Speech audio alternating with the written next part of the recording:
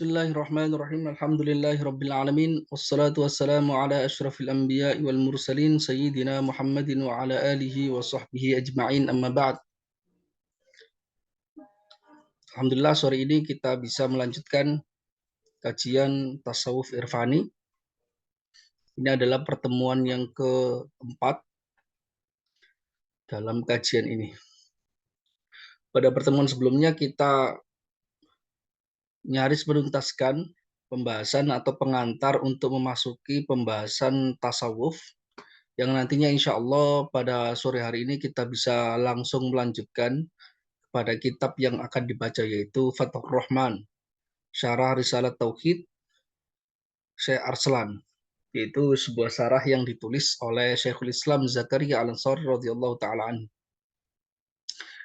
Namun sengaja kemarin ada satu chapter di dalam pengantar ini yang tidak saya terangkan sengaja karena agak sedikit panjang agar bisa saya terangkan lebih luas pada pertemuan hari ini. Yaitu terkait dengan hal yang sebenarnya cukup populer, sangat populer sekali, terutama bagi orang yang mendalami persoalan ilmu kalam sekaligus ilmu tasawuf. Persoalannya terkait takwil. Apa perlu mentakwil kalam sufi? Ya. Apakah perlu mentakwil kalam sufi? Maka di sini saya hadirkan sebuah kaidah di dalam kitab Qawaid At-Tasawuf karya Syekh Ibnu Zarruq. Beliau mengatakan begini, la yuqbalu fi babil i'tiqadi muhimun wala mubhamun wala yusallamu li ahadin fima waqa'a minhu duna kalamin fihi bal yuraddu fi nafsihi bima yasihu raddu dhahirihi ilaihi. Ya. Beliau mengatakan dalam persoalan keyakinan kaitannya dengan akidah ya, itu tidak diterima redaksi yang menimbulkan dugaan salah atau yang samar. Tidak diterima. Ketika kita mengatakan bahwasanya Allah itu ada, berarti ya maksudnya ada. Bukan separuh ada, bukan seperempat ada. Tuhan punya sifat, berarti punya sifat. Bukan separuh punya sifat, separuh tidak. Artinya harus butuh ketegasan dalam persoalan akidah, ilmu kalam. Karena itu saya sering mengatakan bahwasanya ilmu kalam ini memang ilmu perang. Ilmu perang. Karena bertugas untuk mendeteksi atau menganalisa pikiran, logika seseorang. Karena itu dia bisa mengkritik, ilmu ini bisa mengkritik keyakinan orang lain dengan argumentasi-argumentasi yang benar-benar zahir dan benar-benar rasional. Karena itu sejak dari awal tidak diperkenankan kalimat-kalimat bersayat di dalam akidah. Diterapkan sepenuhnya kaitannya dengan syarat definisi, yaitu dia tidak menerima majas dan sebagainya. Ataupun kalau majas harus membutuhkan korena yang jelas, baik itu lafdiyah atau haliyah. Diterapkan seluruhnya di dalam persoalan ilmu akidah. Karena itu mereka sedang mentahkik persoalan keyakinan, persoalan rasional. Karena itu wala yusallamu li ahadin fima waqa'a minhu duna kalamin fihi. Tidak diterima pendapat seseorang dalam persoalan yang terjadi dalam akidah tanpa ada pembahasan. Harus dipersoalkan. Harus kita bisa menentukan, oh ini benar, oh ini salah. Karena akidah. Persoalannya memang akidah. Bahkan bal yuraddu fi nafsihi bima yasihu raddu dhahiri ilaihi. Tetapi dikembalikan ketika melihat kaitannya dengan ada beberapa kalam mereka, bima yasihu raddu dhahiri ilaihi, dengan pemaknaan yang bisa menerima lahiriah teksia dikembalikan padanya. Artinya bisa dikembalikan ke makna yang bukan lahiriahnya, tapi dengan catatan dia sah untuk dikembalikan. Artinya ada korenah, ada indikasi di sana, baik itu haliyah atau lafziyah. Karena memang persoalan akidah itu memang strict. Ada truth claim di sana. Jadi benar-benar ada atau tidak, yakin atau tidak, kaitannya dengan keyakinan. Ya. Nah, dari sini muncullah persoalan. Persoalannya apa? Persoalannya adalah beberapa redaksi di dalam kitab-kitab tasawuf itu jika dimaknai dengan secara lugas, maka itu sebenarnya problem di dalam akidah. Ini harus diakui. Ini harus diakui. Problem secara akidah. Lah, apakah kita perlakukan redaksi-redaksi ulama sufi di dalam kitab tasawuf seperti kita memperlakukan akidah di dalam persoalan akidah, ilmu kalam dan sebagainya? Nah, ini yang terjadi perdebatan para ulama, terjadi perdebatan para ulama. Karena sebenarnya persoalan pertama adalah begini. Ilmu atau secara general ilmu tasawuf itu bukan berbicara soal keyakinan. Itu makanya saya tegaskan di awal-awal perbedaan antara ilmu akidah, perbedaan dengan ilmu tasawuf, ilmu fikih. Dia berbicara soal dzauqiyat, wujdaniyat, hal-hal seputar rasa. Dia tidak berbicara soal keyakinan tertentu yang hukumnya rasionalitas. Tidak. Maka sebenarnya secara metodologis memperlakukan kalam sufi dengan perlakuan seperti kita menganalisa teks-teks ilmu kalam keyakinan yang mereka meyakini bahwasanya keyakinannya seperti itu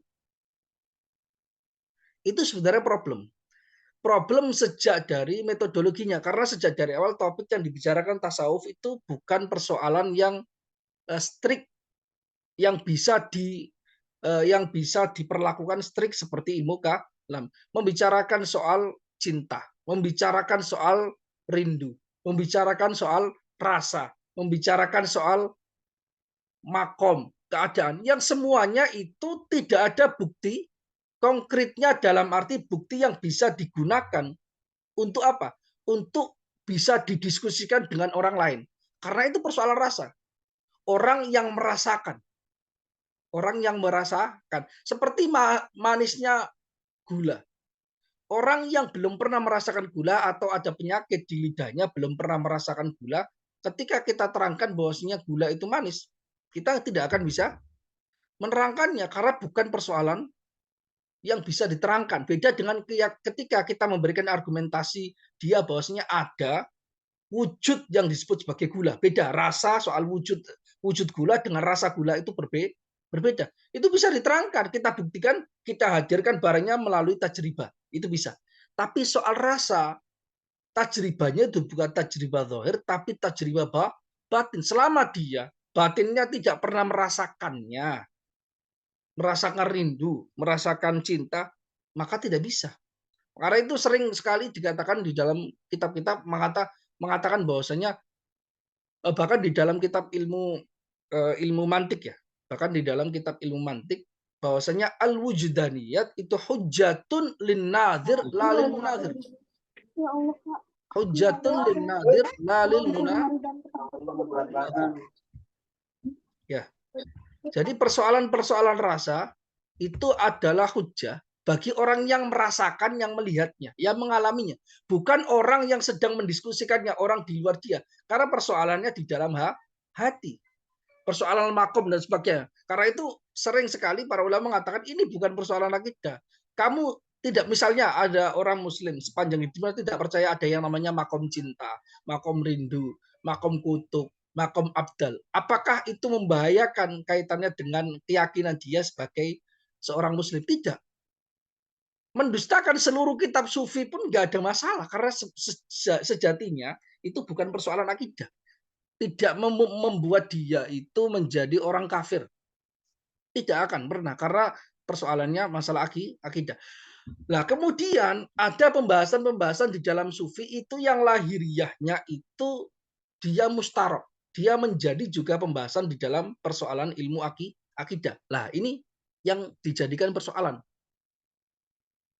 Yang dijadikan persoalan. Apakah dia juga diperlakukan seperti ilmu kalam karena dia juga membahas seperti ilmu kalam ataukah tidak? Nah, maka ini sebenarnya jawaban. Para ulama punya 3 kecenderungan sejak dari dulu sekali. Makanya ada orang misalnya kelompok yang mengatakan bahwasanya harus ditolak zahirnya, tidak menerima takwil kecuali takwil kepada redaksi hadis Rasul Shallallahu Alaihi Wasallam atau redaksi Al-Quran. La takwila illa li maksum, tidak boleh ditakwil kecuali redaksinya orang yang terjaga dari kesalahan. Itu sebenarnya tidak disepakati, bahkan bukan kaul yang rojih. Sejak dari kitab-kitab mutamatnya, itu kaul yang tidak rojih, kaul yang marjuh. Oke, sebelum masuk ke situ saya akan bahas gini. Ketika bisa dialihkan lahirianya yang bermasalah kepada takwil dengan bantuan indikasi, baik itu secara lafzi atau secara hal, maka dikembalikan seperti itu. Maka jika tidak, thumma in hadhara qailuhu tukul lima ma'ahu fi ma'nahu wa hukmihi fi nafsihi wa dzikri. Jika orang yang mengatakan, mengeluarkan redaksi-redaksi yang muskil ini, dia hadir di majelis, maka ngomong langsung bersama dia terkait apa yang kamu maksudkan dengan redaksi kamu. Karena bisa jadi orang itu, apalagi bukan maksum ya, dia punya makna tertentu di dalam hatinya, tapi dia lisannya mengkhianatinya. Dia tidak memiliki kefasihan balaghah tertentu yang bisa menselaraskan apa yang di dalam hati, apa yang di dalam otak dengan redaksinya. Bisa jadi redaksinya lebih simple atau lebih bermasalah dibanding apa yang dia maksudkannya. Karena itu ketika orangnya hadir, maka dibicarakan makna yang kamu maksudkan itu apa. Niyatul lafzi ala apa? Ala niyatil lafid kan. Makna lafzi ala niyatil lafid. Makna lafat itu tergantung niat atau intensi atau maksud orang yang melafatkan. Sebagaimana itu kaidah di dalam ilmu fikih. Jika orangnya hadir, maka dibicarakan. Lah persoalannya jika orangnya nggak hadir, orangnya udah meninggal jauh ratusan tahun yang lalu, kan tidak bisa dipersoalkan. Maka ini menjadi fenomena sebenarnya. Ini menjadi sebuah fenomena. Saya kasih contoh yang cukup ekstrim ya. Contohnya misalnya Ibnu Arabi. Ibnu Arabi. Ibnu Arabi yang dianggap sebagai sebagian kelompok, sebagian ulama. Saya bukan menyebutnya bukan ulama, itu ulama besar. Menyebutnya sebagai zindik kafir. Itu banyak. Tapi sebagian kelompok dari itu juga ulama, bukan sekedar fanatik. Ulama besar, bahkan ulama sufi yang diakui besar juga, sekaligus juga ulama zahir yang kuat sekali, misalnya Syekhul Islam Zakaria Al-Ansari.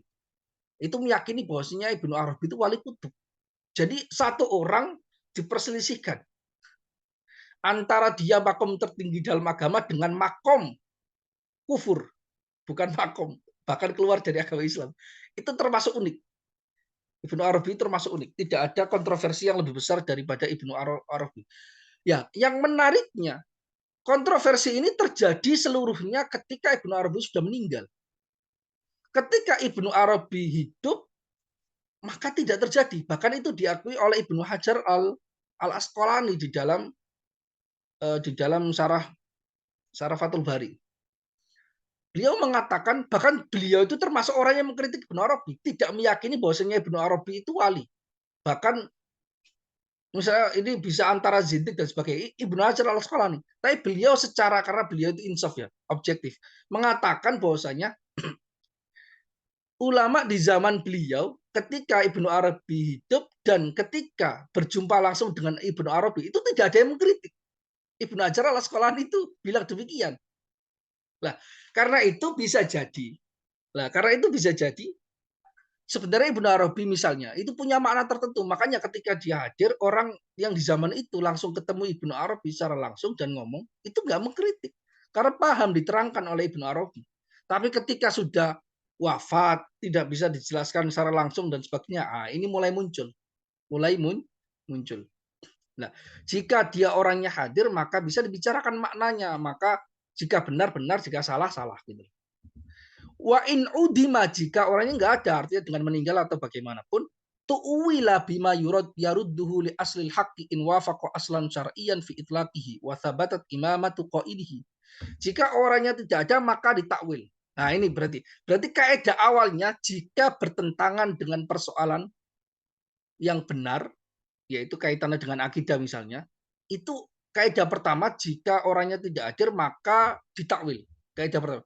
Dengan apa? Dengan dengan penjelasan dengan makna yang bisa mengembalikannya kepada dasar kebenaran jika sesuai dengan dasar kebenaran dalam penyebutannya, dalam menyebutkannya, meredaksikannya. Bisa jadi ada maksud-maksud tersendiri meskipun dengan wajah yang dhaif, dengan makna-makna yang lemah tapi masih bisa demikian.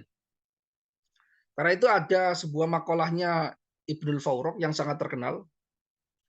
Jadi memasukkan 1.000 orang kafir karena kesalahan kita menganggap dia itu muslim, memasukkan orang kafir ke dalam Islam, 1.000 orang kafir ke dalam Islam karena kesalahan itu lebih baik dibandingkan mengeluarkan satu orang muslim dari keislaman, menganggapnya kafir. Jadi kesalahan dalam menganggap oh ini orang muslim padahal dia 1.000 orang ini kafir semua tapi kita anggap muslim. Itu lebih utama, lebih baik dibandingkan kita menganggap seorang itu adalah non muslim, kafir, padahal dia sejatinya indallah menurut Allah itu dia muslim. Itu kaidah. Itu kaidah di dalam bahkan Ibnul Fawraq yang mengatakan seorang murid dari muridnya Abdul Hasan Al-Asy'ari. Jelas. Wasabatat imamatu qailihi ditakwil jika orang yang mengucapkan ini punya pamor di dalam agama. Dia terkenal sebagai pakar di dalam agama, memiliki kepakaran tertentu dalam agama. Oke. Nah, yang menarik begini, apakah takwil ini hanya terjadi pada ilmu kalam, ilmu fikih dan sebagainya? Oh tidak, ternyata Syekh Ibnu Zarruq itu mengatakan walaisa sufiyun aula min faqih wala faqihun bi aula min sufiin fi dzalika wa nahwihi. Ulama sufi tidak lebih utama dibandingkan ulama fakih, ulama fakih tidak lebih utama dibandingkan sufi dalam persoalan ditakwil atau tidak. Artinya kalau fakih bisa ditakwil, sufi juga bisa ditakwil kalamnya. Artinya kalau misalnya ini persoalan di dalam akidah, strik seperti ini, tapi persoalan di luar itu juga bisa ditakwil. Apalagi yang sejak dari awal itu persoalan ini bukan persoalan akidah. Misalnya fikih, misalnya omongan sehari-hari yang tidak menyentuh akidah sama sekali. Yang sejak dari awal dia tidak maksudkan ini adalah sebuah keyakinan. Ini hanya metafora dan sebagainya. Itu bisa ditakwil. Jadi kaidah utamanya para ulama itu pentakwilan kalam-kalamnya muskil. Selama orangnya ini dia terkenal sebagai ahli ilmu. Sebagai ahli ilmu itu ditakwil. Karena kalau orang bodoh dan sebagainya, kalau orang bodoh kan kita ajari, oh kalamnya redaksi yang benar seperti ini. Kamu salah redaksinya, itu diajarkan. Tapi kalau orangnya orang alim, dan orang alim ini nggak bisa kita perlakukan seperti orang bodoh. Oh ini yang benar seperti ini, nggak bisa. Kenapa? Karena bisa jadi maksud dia, karena dia ada background dia itu ahli ilmu, bisa jadi dia punya maksud tertentu yang dimaksudkan dengan yang lain. Karena begini, karena kaitannya dengan bahasa Arab. Imam Asyuyuti mengatakan bahwa la yuhitu bil lughah illa nabi. Tidak bisa mengetahui bahasa secara lengkap tuntas bahasa Arab. La yuhitu bil arabiyyah illa nabi. Tidak bisa memahami seluruh makna redaksi dalam bahasa Arab kecuali nabi. Saking luasnya bahasa Arab. Bisa jadi seorang wali ini memilih makna-makna tertentu di dalam bahasa yang kebetulan pengkritiknya tidak tahu yang dimaksudkan seperti itu. Bisa jadi karena dia alim. Beda dengan orang yang bodoh. Kalau orang bodoh yang tidak terkenal dia itu memiliki kepakaran tertentu, maka dia dikatakan oh diajari yang benar seperti ini, redaksi yang nggak bermasalah seperti ini. Lah bahkan beliau mengatakan begini, bukan berarti dalam posisi ini sufi dan ulama yang lainnya juga punya. Sebagaimana para ulama mentakwil redaksinya Imam Rozi, redaksinya Ibnu Abi Zaid Al-Qairwani, redaksinya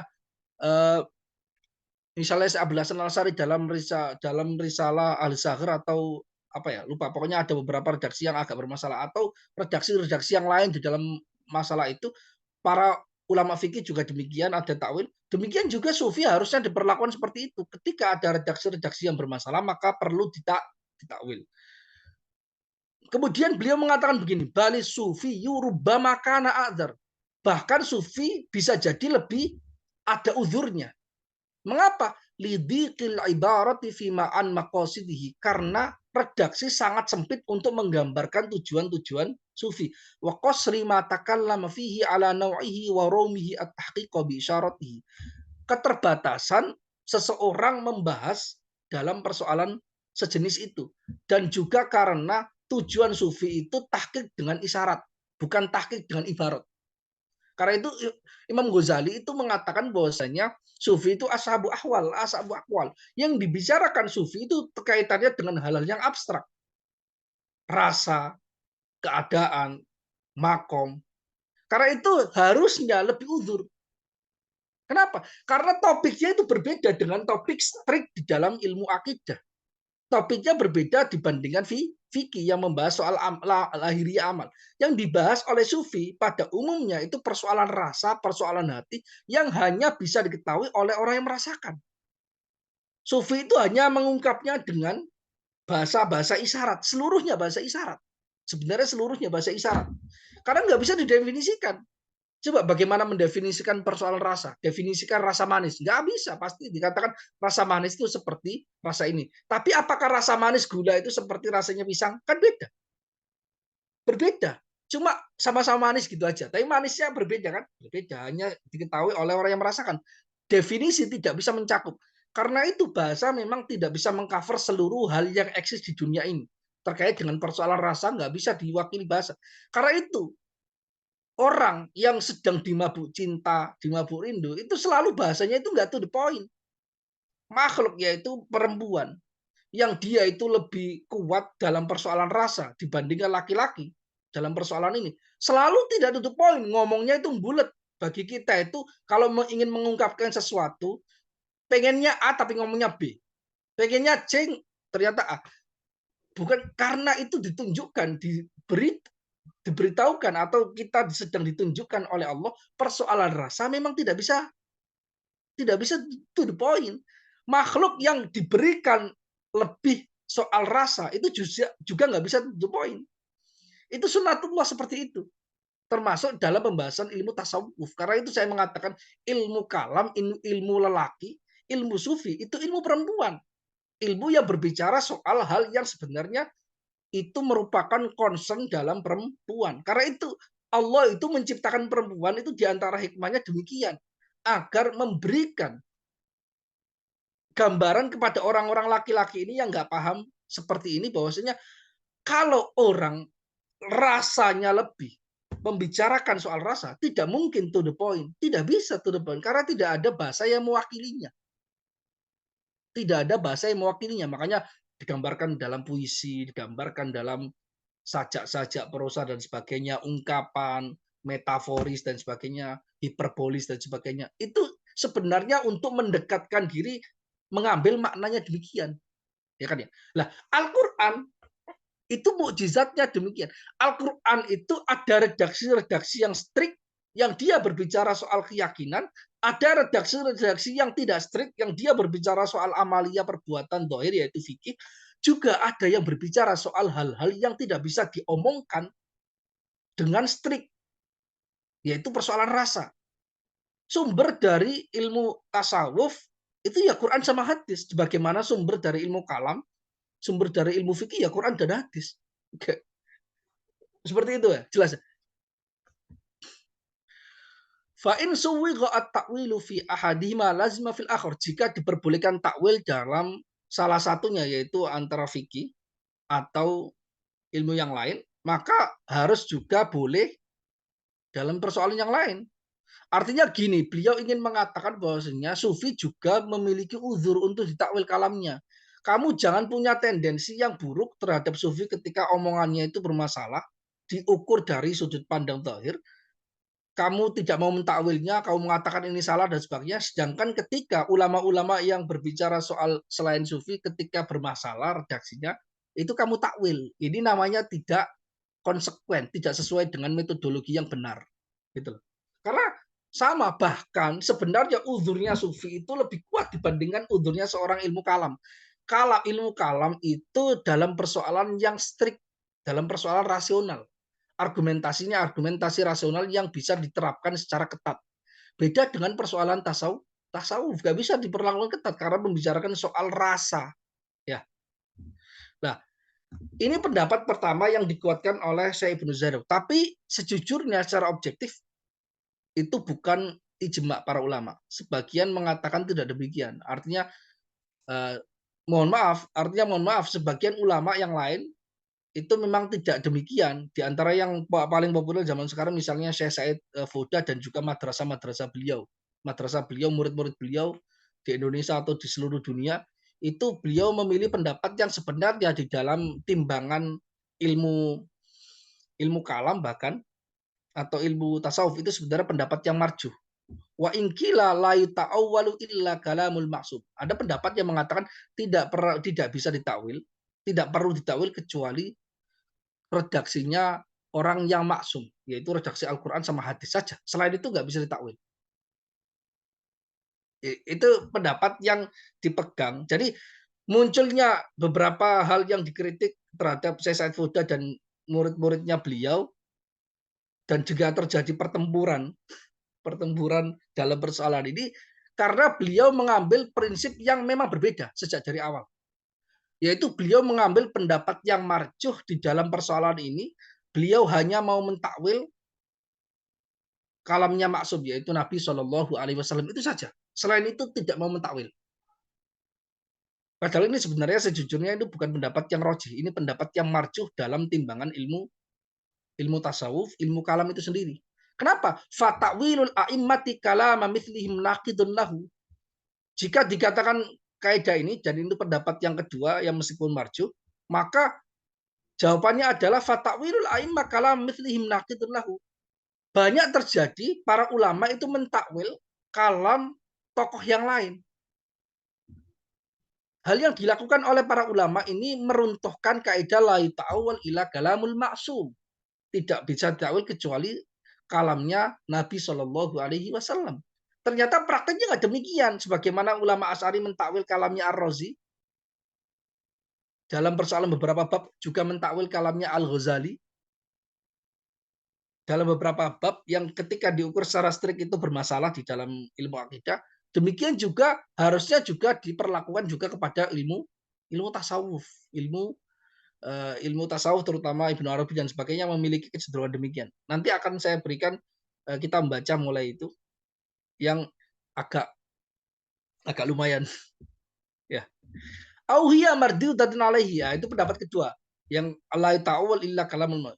Pendapat ketiga auhiya mardudatun alaihim, pendapat yang ketiga dia mardudah, redaksinya itu ditolak. Pendapat ketiga pokoknya ditolak. Aulikullin isdadu, atau setiap, ini pendapat yang keempat, setiap orang memiliki istiadnya. Jadi yang pendapat yang roji yang dikuatkan oleh beliau yaitu ditakwil. Insabatat imamatu qa'idihi, jika telah dibuktikan bahwasanya orangnya itu memang seorang ahli agama, maka perlu diberikan perlakuan spesial, yaitu dengan cara ditakwil. Dengan cara ditakwil. Ada yang mengatakan tidak takwil kecuali kalamnya Rasul Shallallahu Alaihi Wasallam. Maksudnya adalah hadis dan Al-Quran. Ada juga mengatakan dia ditolak saja. Kemudian ada yang mengatakan ya masing-masing itu beristihad masing-masing. Artinya dibiarkan dalam persoalan ini memiliki perbedaan dalam persoalan. Idzil khilafi fil mas'alati mawjudah. Perbedaan sudut pandang yang keempat itu alasannya idzil khilafu fil mas'alah mawjud. Karena persoalan khilafiyah dalam persoalan ini memang ada sejak dari itu. Kullu dzalika ba'da raddi ma la yahtamilul haqqo biwajhin. Hal tersebut seluruhnya setelah menolak apa yang tidak mengandung kemungkinan benar sama sekali. Berarti ini zahirnya bermasalah. Misalnya zahirnya bermasalah gitu. Lah, misalnya ada sebagian, yaitu Said Foda dan sebagainya, mengatakan enggak, saya tidak mengkritik Ibnu Arabi dalam persoalan Ibnu Arabi apakah dia kafir atau tidak, tapi saya hanya mengkritik lahiriah teksnya Ibnu Arabi. Beliau berpegangan pada teks seperti kullu dzalika, yang penting mengkritik apa yang tidak memiliki kemungkinan benar sama sekali, yaitu lahiriah. Tapi persoalannya begini. Apakah di dalam masalah tasawuf itu zahir yang dimaksudkan atau tidak? Nah, ini persoalan. Sejak dari awal pembahasan topiknya ilmu tasawuf itu bukan persoalan yang zahir. Dia persoalan wujdaniyat. dzauqiyat, mendzaqa araf, yang bisa merasakan dia yang tahu. Maka zahir dalam persoalan ini tidak bisa diperlakukan seperti ilmu kalam. Karena memang sedang membicarakan sesuatu yang berbeda. Makanya dari awal saya mengatakan dalam persoalan dzauq itu, dalam persoalan tasawuf itu memang tidak strict seperti ilmu kalam. Karena mereka juga mengatakan yang percaya percaya, yang enggak ya enggak. Sudah. Itu percaya hanya orang yang merasakannya. Karena memang tidak bisa dibuktikan. Ini bukan ilmu perang, ilmu rasa. Ilmu yang digunakan untuk introspeksi sendiri, untuk dirinya sendiri. Ilmu yang digunakan untuk meraba hatinya masing-masing. Ilmu tasawuf seperti ini, bukan untuk menghukumi orang lain. Saya kasih contoh, dan contoh ini sebenarnya menarik ya. Jarang dipikirkan oleh orang. Saya kasih contoh yang ekstrim, membuktikan bahwasanya kalau kita tidak mentakwil, ini bisa berbahaya dan fatal. Bahkan kita bisa menjadi orang yang takfiri, mudah mengkafirkan banyak orang. Contohnya, saya contoh. Ada sebuah solawat atau qasidah yang sangat populer, yaitu tiba anta syamsun anta badrun. Ketika memuji Rasul Shallallahu Alaihi Wasallam di dalam kitab-kitab Maulid mengatakan anta syamsun anta badrun. Rasul itu, kamu itu adalah matahari, kamu itu adalah rembulan. Nah, coba kita redaksi. Apakah benar kalau kita tidak mentakwil sama sekali persoalan omongan kamu itu rembulan, kamu itu matahari, itu bisa jadi kufur loh kalau nggak mentakwil sama sekali. Kenapa? Karena itu bertentangan dengan lahirnya teks di dalam Al-Quran yang jelas tegas mengatakan Rasul Shallallahu Alaihi Wasallam melalui ayat ini mengatakan kul innama ana basyarum mithlukum yuha ilayya. Katakan aku itu manusia seperti kalian. Aku bukan matahari, aku bukan rembulan, aku bukan cahaya, aku bukan apapun. Tapi aku itu manusia seperti kalian. Lahirnya teks Al-Quran seperti ini. Yuha ilayya, yang diberi wahyu kepadaku.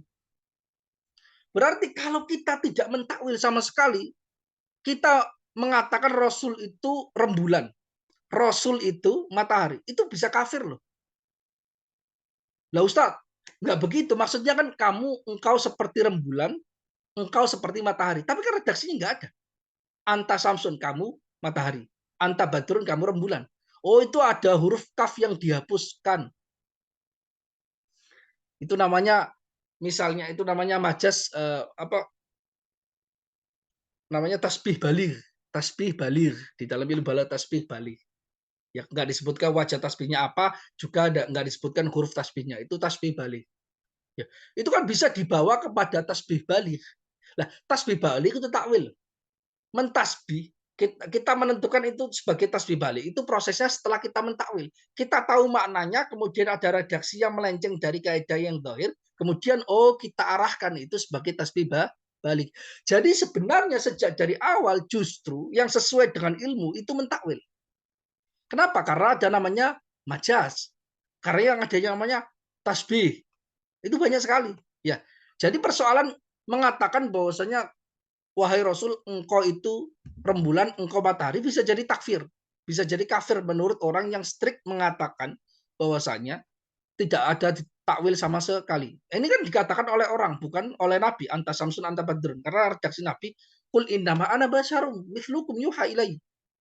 Ya kan ya? Kalau strict bahwasanya tidak boleh takwil kecuali redaksinya Nabi Shallallahu Alaihi Wasallam, maka bisa jadi takfir. Jelas ya?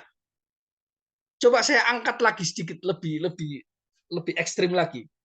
Misalnya begini, loh Ustadz, tapi orang sufi itu ketika mengatakan wahai Nabi, engkau itu adalah matahari, wahai Nabi, engkau adalah rembulan, itu mengatakan bahwasanya Nabi itu adalah, ingat, Nabi itu adalah matahari yang hakiki, rembulan yang hakiki. Ya kan? Kan redaksi-redaksi di dalam tasawuf kan demikian. Penolong yang hakiki dan sebagainya itu adalah Nabi. Ya, berarti kalau kita mentakwilnya berarti tidak sesuai dengan sejak dari awal intensi para ulama tasawuf sendiri yang mengatakan bahwasanya Syams Badr itu hakiki. bagi Nabi Shallallahu Alaihi Wasallam. Berarti kan itu membuktikan bahwasanya sejak dari awal redaksinya sufi ini bermasalah karena mereka mengatakan hakiki tidak ditakwil. Nah, ini gimana solusinya? Ini sebenarnya itu simple sekali. Sebenarnya simpel sekali, tapi kenapa saya juga heran kenapa orang itu nggak berpikir seperti sampai ke sini. Karena dimaksud dengan hakiki dari kalamnya para ulama sufi dengan hakiki dari redaksi-redaksi yang kita baca di ilmu usul fikih dan sebagainya, itu sebenarnya agak sedikit berbeda. Agak sedikit berbeda. Karena sufi membicarakan soal rasa, maka yang dibicarakan itu persoalan rasa. Bahkan yang disebut hakiki, bahwasanya Nabi itu adalah matahari yang hakiki. Itu maksudnya hakiki bukan dalam pengertian bahasa kita yang mengatakan bahwasanya matahari itu adalah benda tertentu yang ada di atas kita di langit seperti itu. Nabi seperti itu. Karena begini, karena ada semacam proses balaghah juga di sana. Ada semacam proses balaghah ketika menyebutnya sebagai hakiki. Begini. Jadi begini. Jadi ketika yang kita kenal matahari itu dia menyinari, ya kan, kita kenal bahwasanya jasa dari matahari terhadap alam semesta itu luar biasa besar, terhadap bumi itu luar biasa besar. Tanpa matahari tumbuhan nggak ada yang tumbuh, tanpa matahari manusia itu mati seluruhnya karena kedinginan dan sebagainya. Ya, berarti jasanya itu luar biasa. Dia menyinari, menghilangkan kegelapan dari seluruh alam semesta. Itu namanya matahari. Lah, ketika para ulama sufi mengatakan bahwasanya Nabi adalah matahari yang hakiki, yang diambil itu bukan bentuk dari mataharinya, tapi maknanya. Maknanya yaitu fungsi menyinari, menghilangkan kegelapan, menghilangkan hal-hal yang mafsadah, kemudian memberikan manfaat yang luar biasa besar, itu diunggulkan. Karena begini, ingat, para ulama sufi itu redaksinya mengunggulkan makna dibandingkan lafaz. Ada bentuk, ada benda. Makna sebuah benda. Misalnya ada seorang begini, ada seorang pemberani sekali. Kemudian kita gambarkan seorang itu sebagai singa, sebagai harimau, karena dia pemberani. Makanya anta asadun, kamu itu adalah pemberani. Kamu itu pemberani, maksudnya kamu itu adalah harimau, tapi maksudnya adalah kamu pemberani. Kenapa? Karena sifat yang paling menonjol dalam harimau dan singa, dalam singa, itu adalah keberanian. Keberanian. Lah, masalahnya begini, sehingga kenapa? Karena manusia dan singa itu kalau diadu keberanian tetap manusia kalah dibandingkan singa. Berarti karena itu pantas manusia diserupakan dengan singa. Kenapa? Karena yang utama itu singa, keberaniannya lebih dibandingkan manusia. Kemudian kita misalnya, ya kan jelas ya. Jadi yang lebih unggul itu singanya di dalam hal persoalan keberanian, sehingga manusia diserupakan sebagai singa dalam hal keberanian. Kamu itu singa, bagaikan singa podium karena sangat berani, ya kan, sangat tegas. Nah, tapi ketika sejujurnya ketika kita dihadapkan keberanian singa dengan manusia, kuat mana? Kuat singa. Jelas itu, semua orang nggak mengingkari. Kekuatannya juga kuat singa dibandingkan manusia. Lah, ketika kita hadapkan misalnya, ketika seorang sufi dia membahas soal kecintaan dia kepada Rasul Shallallahu Alaihi Wasallam, mengatakan Nabi itu adalah matahari, dan matahari ini Nabi adalah justru matahari yang hakiki, matahari yang kita kenal di dunia itu metafor. Kenapa? Karena begini persoalannya, kalau matahari itu menerangi, Nabi juga menerangi, menghilangkan kegelapan, ya kan ya? Jelas kan, menerangi kan? Kemudian ketika dihadapkan antara matahari dengan Nabi Muhammad SAW dalam hal menerangi, menghilangkan kegelapan, mana yang lebih kuat? Nggak ada orang mengatakan bahwasanya matahari itu lebih kuat dalam hal menerangi dibandingkan Nabi. Enggak. Bahkan hakikatnya matahari diciptakan karena adanya Nabi Shallallahu Alaihi Wasallam, teori Nur Muhammadi, Hakikat Muhammadiyah. Atau kalaupun kita nggak percaya tentang teori Hakikat Muhammadiyah, nggak ada masalah. Tapi harus percaya bahwasanya seorang ulama sufi ketika mengatakan bahwasanya Nabi itu adalah matahari yang hakiki, itu dalam konteks sistem berpikir mereka yang meyakini An-Nur Muhammadi, bahwasanya seluruh alam semesta diciptakan melalui katalis Nabi Muhammad SAW. Ruhaniyahnya Nabi Muhammad menjadi katalisator penciptaan alam semesta. Maka wajar ketika seorang ulama sufi mengatakan bahwasanya Nabi itu adalah matahari yang hakiki. Kenapa? Karena jika dibandingkan fungsi menghilangkan kegelapan antara matahari dengan Nabi Muhammad, matahari ini kalah kok. Dibandingkan dengan rembulan, rembulan ini kalah dengan Nabi Muhammad Shallallahu Alaihi Wasallam. Karena itu dia mengatakan bahwasanya Nabi Muhammad justru adalah matahari yang hakiki, rembulannya yang lainnya majazi, metafor. Karena mereka sejak dari awal mengunggulkan maknanya. Lafadznya di nomor dua kan, bendanya, barangnya di nomor dua kan.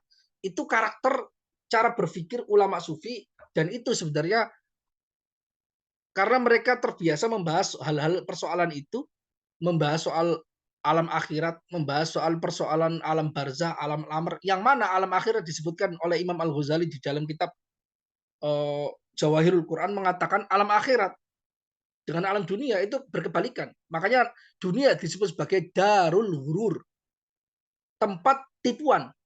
Kalau di dunia yang zahir itu bendanya, maknanya di belakang. Paham nggak?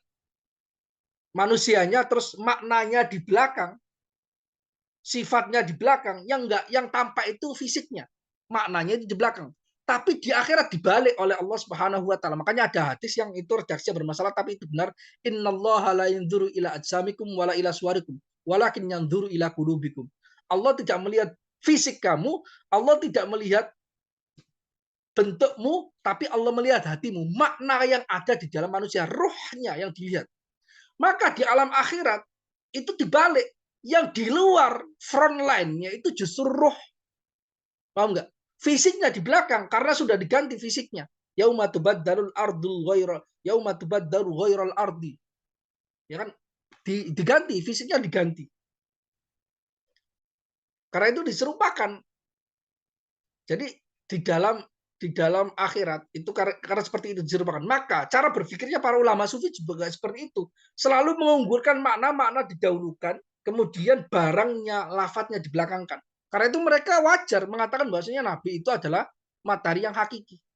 Misalnya. Nah, ini cara berpikirnya para ulama sufi ya. Yang ini bisa kawan-kawan renungi dan itu akan menjawab banyak sekali persoalan ketika kita menghadapi redaksi-redaksi kalam ulama sufi. Saya ingin tegaskan bahwasanya ketika tidak mentakwil sama sekali itu berbahaya karena ujungnya itu bisa takfiri. Ujungnya mengakui atau tidak ujung takfiri. Bahkan omongan sehari-hari hanya sedang mengatakan Nabi itu sebagai bulan. Kamu itu bulan, kamu matahari. Itu bisa bertentangan dengan lahiriah teks di dalam Al-Quran.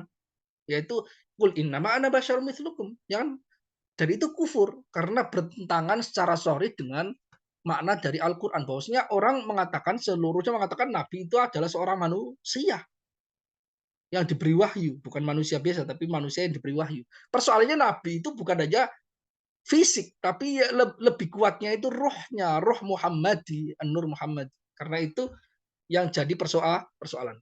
Jelas ya? Jadi itu adalah saya akhiri dari ini, dari pengantar untuk memasuki pembahasan kajian tasawuf irfani. Semoga bermanfaat, dan ini sengaja saya akhirkan karena pembahasan apa perlu mentakwil sengaja saya akhirkan karena memang saya ingin berbicara lebih banyak dalam persoalan ini karena memang terjadi yang dipolemikkan ya persoalan itu dan sebagainya. Maka alhamdulillah kita telah menuntaskan kaitannya dengan pengantar ini. Maka kita mulai akan membahas kaitannya secara langsung dengan kitabnya ya. Nanti saya bagikan, sudah ada sih sebenarnya. Saya bagikan di beberapa grup ya. Nanti saya bagikan yang lain yang belum dapat ini. Nah, yang kita baca sekarang ini itu adalah Syarah Arslan. Syarah Arslan. Coba. Syarah Risalah Tauhidnya Syekh Arslan. Coba lihat. Nah, ini. Risalah Syekh Arslan fi ilmi tauhid wa tasawuf. Ilmu tauhid tasawuf sebenarnya ilmu tauhid saja, ilmu tasawuf saja karena redaksi ulama zaman dulu itu menyebut kitab tasawuf sebagai kitab tauhid karena sebenarnya itu kelanjutan dari tauhid yang dohir di dalam ilmu kalam. Kelanjutannya itu sebenarnya tasawuf. Dia membicarakan kelanjutan di level itu. Nah, itu risalahnya saya singkat, sangat singkat, beberapa redaksi, beberapa kalimat saja, sekitar 40-an kalimat kalau nggak salah, atau berapa kalimat itu ada. Nah, itu disarai oleh beberapa ulama, di antaranya yaitu Syekh Abdul Ghani An-Nablusi. Khamratul Khan Waronatul Alhan. Ini ada manuskripnya, juga ada kitabnya. Tapi kitabnya cetakan di Mesir adanya ya. Manuskripnya ada. Kemudian juga ada Fathur Rahman Bisharhi Risalatul Syekh Risalatul Wali Arslan di Syekh Zakaria Muhammad Al-Ansori. Nah, ini nanti yang akan kita baca. Kemudian ada juga Nihayatul Baligh fi Syarhi Risalati Arslan karya Ibnu Siddiq Asy-Syafi'i. Ali Ibnu Siddiq Sodako Asy-Syafi'i, Ali Ibnu Sodako Asy-Syafi'i.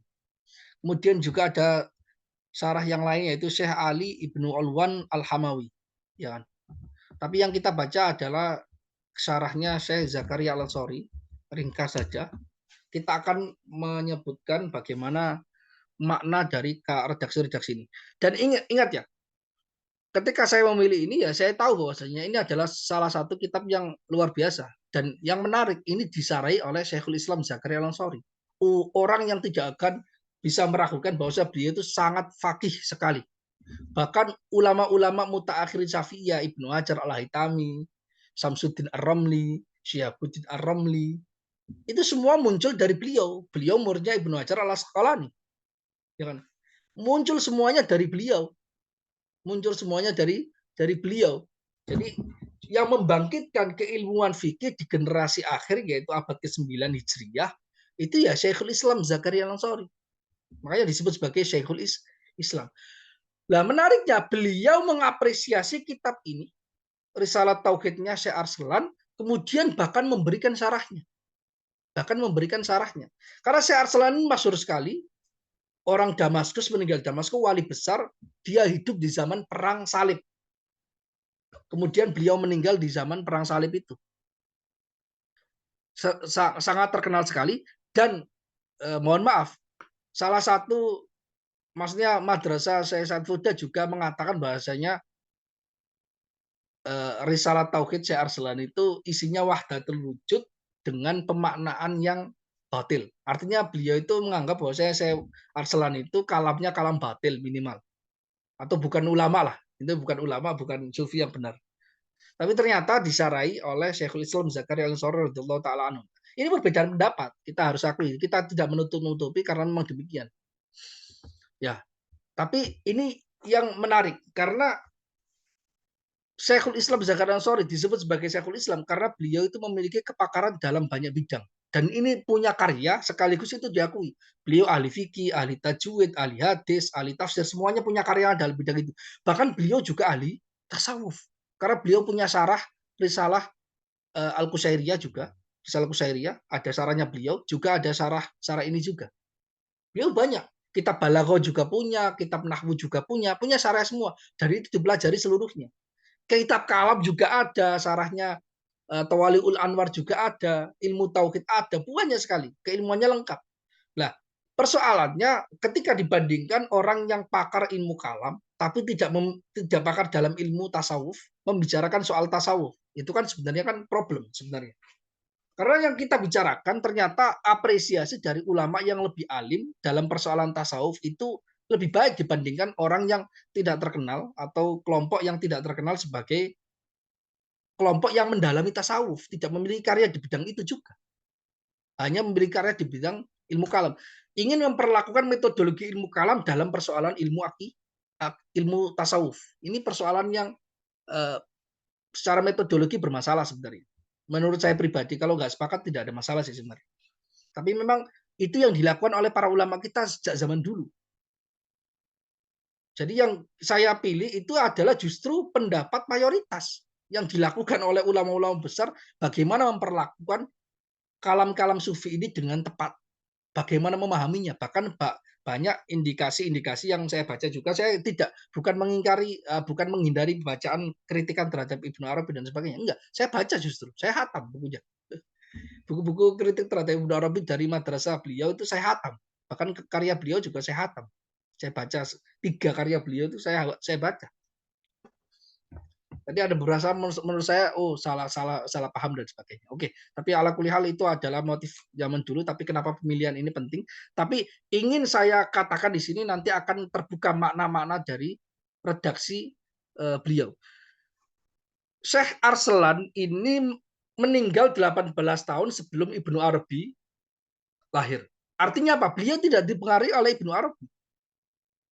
Tapi redaksi-redaksi yang beliau tuliskan dalam sini ini menjadi atau terjadi kemiripan dengan banyak sekali redaksinya Ibnu Arabi. Itu menjadi bukti bahwasanya istilah-istilah ini populer di kalangan para ulama sufi. Meskipun nggak populer di kalangan ulama yang lainnya. Kenapa? Karena mereka memiliki ilmu yang independen. Sebagaimana ilmu kalam ada istilah khusus di dalamnya, ilmu fikih ada istilah khusus, demikian juga ilmu tasawuf juga ada istilah khusus. Beredar di kalangan mereka, tidak beredar di kalangan selain mereka. Jelas ya? Nah, ini menarik. Dan beliau kewaliannya diakui meskipun ternyata diyakini batil menurut sebagian kelompok. Ya, ini persoalan yang bagi saya itu sebenarnya serius sih. Makanya saya buktikan di sini. Ternyata Syekhul Islam Zakaria memberikan syarahnya dan syarahnya beliau tidak jauh dari pemaknaan yang dipahami oleh para ulama terkait apa itu wahdatul wujud, apa itu tasawuf, apa itu uh, ilmu akidah berbeda dengan tasawuf dan sebagainya. Ya, maka kita baca di sini, ini menarik sekali. Semoga karya ini juga nanti menjadi salah satu kurikulum di Indonesia ya, karena ini menarik karena syarahnya itu Syekhul Islam Zakaria Al-Ansari, nggak ada yang meragukan Syekhul Islam Zakaria Al-Ansari. Keilmuannya sangat luar biasa. Bismillahirrahmanirrahim. Mari kita baca. Bismillahirrahmanirrahim. Beliau mengawali ini dengan basmalah, sebagaimana dengan yang sering saya bahas dalam kajian-kajian saya. Karena kullu amrin dzibalin la yubda'u fihi bi bismillahirrahmanirrahim fahuwa abtar, fahuwa aqta, fahuwa azdam. Al-hadis au kama qol. Setiap hal yang baik yang tidak diawali dengan basmalah maka dia kurang berkahnya. Makanya beliau mengatakan wassallallahu ala sayyidina Muhammadin. Setelah basmalah kemudian beliau sholawat karena disunahkan mengawali basmalah dengan sholawat. Wassallallahu ala sayyidina Muhammadin wa ala alihi wa sahbihi wasallam. Semoga Allah memberi sholawat kepada Nabi Muhammad, kepada keluarganya, sahabatnya, dan juga memberi salam. Qala sayyiduna wa maulana syekhu masyayikh Islam wal muslimin Zainul Millah wa din Abu Yahya. Jadi ini redaksi orang yang menuliskan sarahnya atau menulis ulang. Tadi bukan redaksinya Syekhul Islam Zakaria. Syekhul Islam itu di sini. Ini adalah hamdalah dan basmalahnya orang yang menuliskan atau menulis ulang redaksi beliau. Syekhul Islam, Syekh Zakaria Al-Ansari yang terkenal sebagai Abu Yahya, kunyanya beliau Abu Yahya, Zakaria Al-Ansari, Asy-Syafi'i rahimallahu wa ada alaina min madadi fid dunya wal akhirah bi Muhammadin wa alihi innahu ala ma yasha'u qadir wa bil ijabati jadir. Beliau mengatakan Alhamdulillahilladzi tafarrada bil wahdaniyah wa ta'azzaza bin nu'utir rabbaniyah. Segala puji bagi Allah. Dari basmalahnya itu basmalah Syekhul Islam Zakaria Al-Ansari kemudian diawali dengan hamdalah. Jadi setelah basmalah hamdalah. Segala puji bagi Allah yang sendiri dengan keesaan.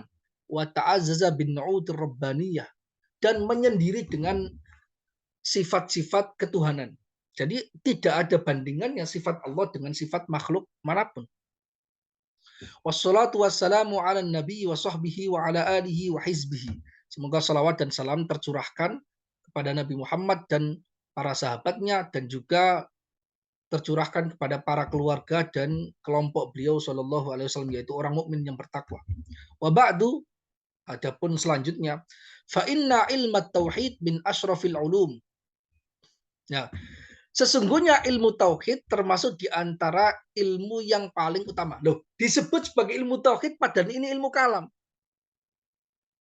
Kenapa? Karena memang ulama zaman dulu mutaqaddimin menyebut kitab tasawuf itu sebagai kitab tauhid.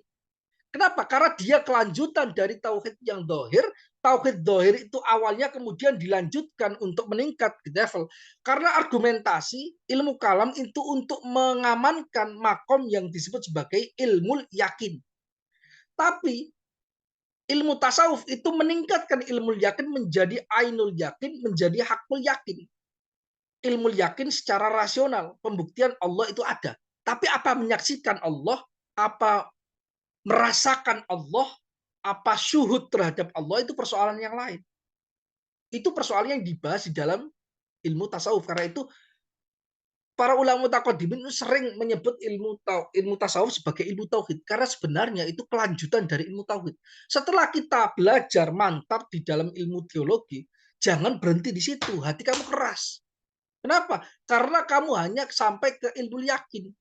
Harus suluk, harus riadoh, harus mengamalkan ibadah agar bisa mencapai makom-makom sufi agar menjadi hakul yakin dan ainul yakin. Jelas ya? Fa inna ilma tauhid min asyrafil ulum wa asyrafu ma ullifa fihi ar-risalatu arsalaniyah lil Imam Al-Arif billah taala Asy-Syaikh Arslan Ad-Dimashqi. Jadi namanya bukan Ruslan tapi Arslan ya. Dan kalau ada redaksi di dalam kitab-kitab sebagai Ruslan itu salah, yang benar itu Arslan. Dan kitab yang paling mulia, yang paling bagus ditulis terkait ilmu tauhid, maksudnya ilmu tasawufin adalah Risalah Arslaniyah karya Imam Al-Arif billah Asy-Syaikh Arslan Ad-Dimashqi. Tayyaballahu tharahu wa ja'alal jannata ma'wahu. Semoga Allah menyucikan kembali beliau dan menjadikan surga sebagai tempat kembali beliau, sebagai tempat tinggal beliau. Wa haitsu innaha kanat min abda'i kitabin fil ilmi tauhid sunnifa. Dan sekira kitab Risalah Arslaniyah itu termasuk kitab yang paling indah dalam ilmu tauhid. Wa ajma'i maudhu'in ala miqdari sighari hajmihi ullifa, dan termasuk kitab yang paling lengkap topiknya, pembahasannya dibandingkan dengan ukuran bentuknya, karena hanya 40 sekian redaksi. Hanya kalimat-kalimat kecil. Lebih ringkas dibandingkan Al-Hikam Ibnu Athaillah. Adalah kitab yang dituliskan yang paling lengkap jika dibandingkan dengan ukurannya yang kecil. Istakhartullah ta'ala an asrahaha syarhan yahullu alfadhaha wa yubayyinu muradaha. Maka aku, yaitu Syekhul Islam Zakaria Ansari, meminta pilihan, yaitu beristikharah kepada Allah agar bisa mensarahinya, menjelaskannya dengan penjelasan yang bisa mengurai lafat-lafatnya, wa yubayyin muradaha, menjelaskan maksudnya. Wa sammaituhu bi Fathir Rahman bi syarhi Risalatil Wali Arslan. Dan saya namakan sebagai Fathur Rahman untuk menjelaskan risalah Wali Arslan. Wali, beliau menyebutnya wali, artinya orang yang ahlussunnah, artinya orang yang akidahnya salim, akidahnya benar, orang yang hatinya bersih. Itu pengakuan tazkiyah dari Syekhul Islam Zakaria Ansari. Kalau ada orang mengatakan bahwa redaksi beliau itu mengandung kekufuran karena mengandung makna wahdatul wujud, itu berarti tidak selaras dengan apa yang diyakini oleh Syekhul Islam Zakaria Al-Ansari radhiyallahu taala anhu. Wallahu as'alu an yaj'alaha fi hayyizil qabul. Dan hanya kepada Allah aku meminta agar menjadikan syarah ini fi hayyizil qabul, diterima. Innahu akramu ma'mul wa mas'ul. Sesungguhnya Allah itu zat yang paling bisa diharapkan, yang bisa diminta. I'lam annal matluba huwa ilmu tauhid. Ketahuilah bahwasanya yang dituju adalah ilmu tauhid. Ilmu untuk mentauhidkan Allah, mengisahkan Allah. Tujuan dari terciptanya alam semesta agar alam semesta itu bertauhid kepada Allah Subhanahu wa taala. Ya kan ya? Qala ta'ala, argumentasinya apa? Karena Allah taala memberikan khitab dan itu khitab taklif. Fa'lam annahu la ilaha illallah.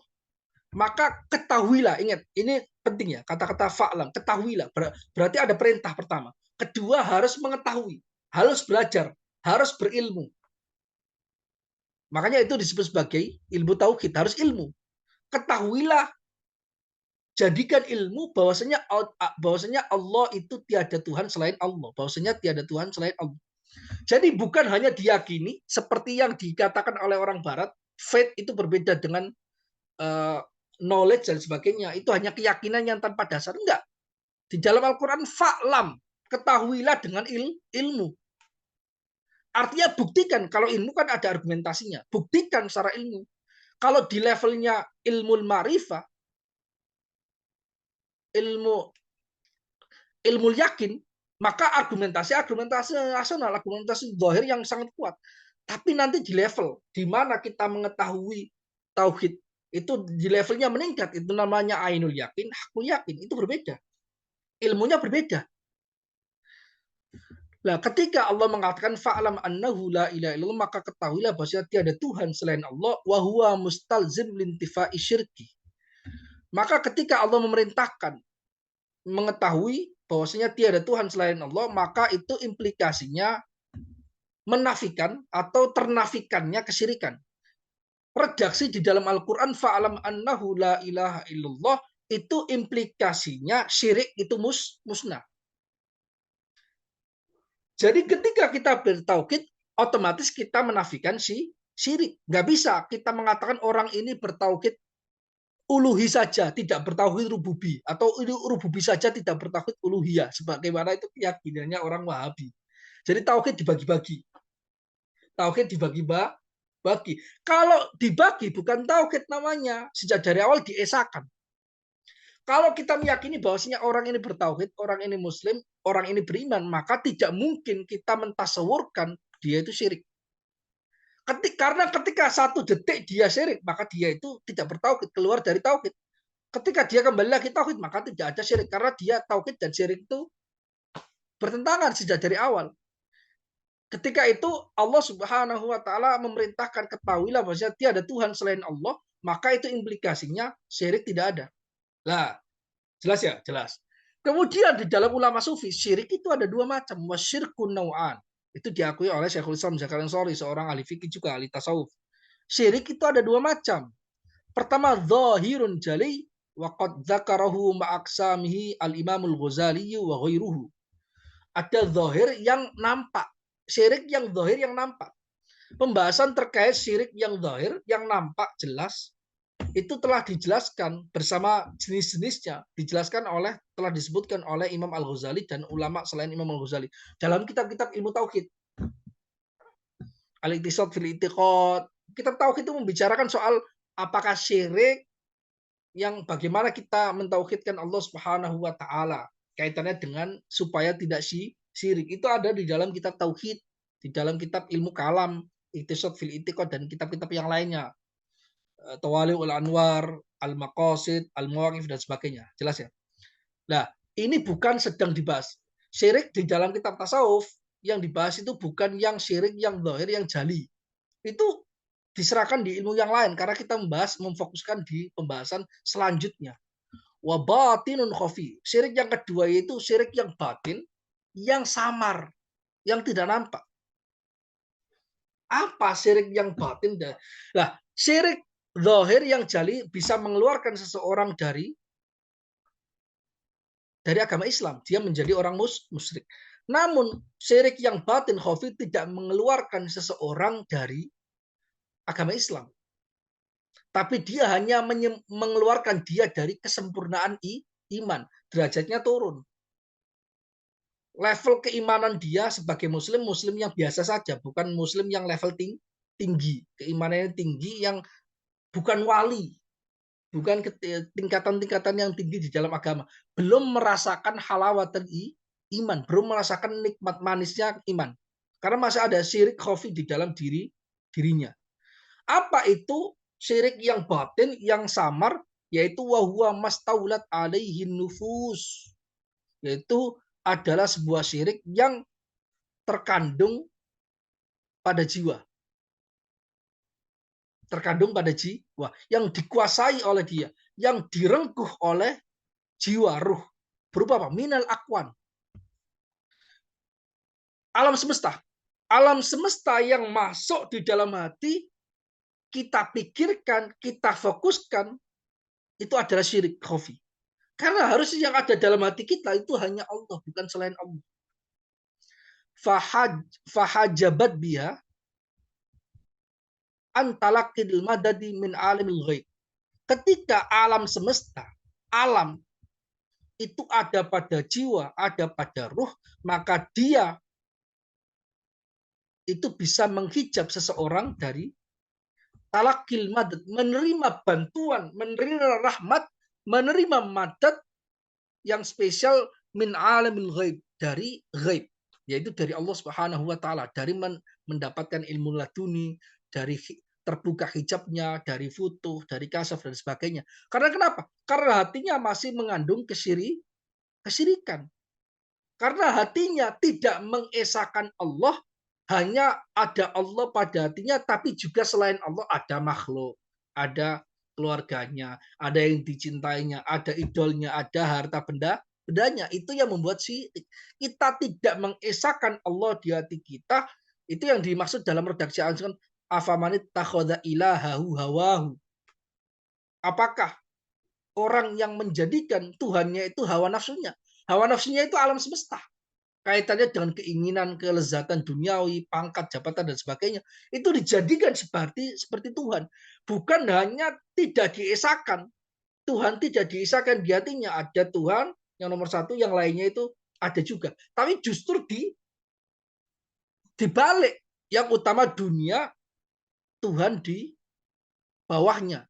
Maka itu menjadikan seolah hawa nafsunya sebagai Tuhan. Karena Tuhan itu yang pertama.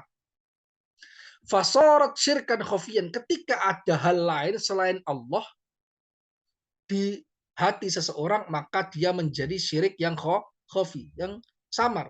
Libu'dihi an hadratil qudsi bisyawahidil hissi, karena dia jauh dari hadrah kesucian, dari hadirnya kesucian dengan bukti-bukti lahir, dengan bukti-bukti lahir.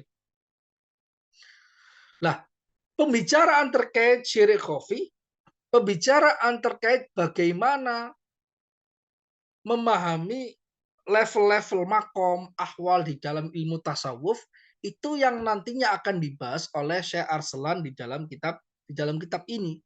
Yang mana beliau menyebutkan pembahasan itu dalam redaksi beliau. Wa qad dzakarahu al-muallif fi qoulihi, syirik khofi disebutkan oleh muallif dengan redaksi beliau. Jadi teks asli beliau itu, teksnya Syekh Arslan ini cuma begini.